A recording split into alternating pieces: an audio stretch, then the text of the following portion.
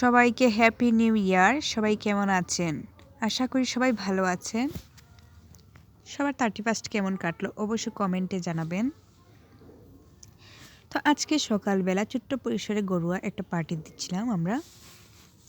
রাতেও একটা পার্টি আছে, প্রায় 15 থেকে 20 জন মিলে আমরা পার্টিটা দিচ্ছি। তো ভাবলাম রাতে যেহেতু পার্টি আছে তো এখন ছোট পরিসরেই দেওয়া যাক। তো মাথায় আসলো যে ঝটপট চিকেন পিঠা বানিয়ে নিই জাল জাল করে, সেটাই ভালো হবে। যেই ভাবনা সেই কাজ।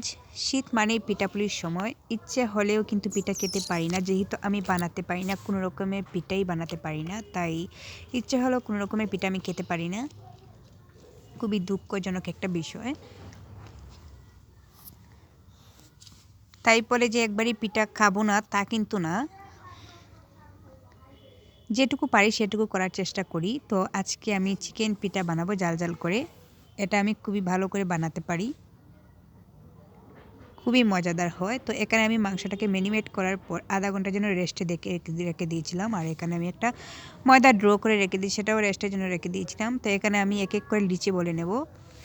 যেহেতু একা একা ভিডিওগুলো করি তাই সবগুলো ক্লিপ নিতে পারি না। আর এখানে আমার চিকেনটা রান্না হয়ে গেছে। এখন একে একে পিঠাগুলো বানিয়ে নেব। তো সবাই কমেন্ট করে জানাবেন আমার ভিডিওটি কেমন হয়েছে, আর কে কে চিকেন পিঠা খেতে পছন্দ করেন অবশ্যই কমেন্টে জানাবেন। তো আমি এখানে এক এক করে সবগুলো পিঠা বানিয়ে নিচ্ছিলাম।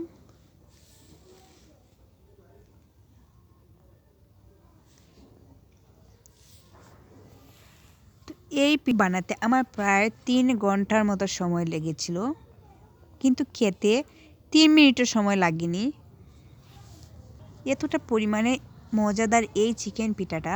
আর এতক্ষণের শীতের মধ্যে যদি জাল জাল চিকেন পিঠা থাকে তাহলে তো আর কোনো তাই নেই। সকাল বা সন্ধ্যা প্রায় জমেই উঠে।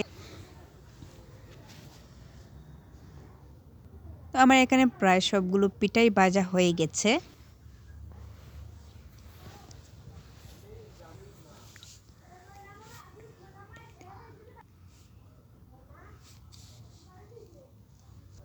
কেমন হয়েছে সবাই কমেন্টে জানাবেন।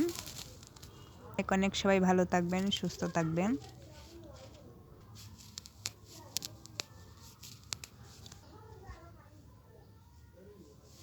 এই 3 ঘন্টার বানানো পিঠা 3 মিনিট উদাও আমার জন্য শুধু ছিল।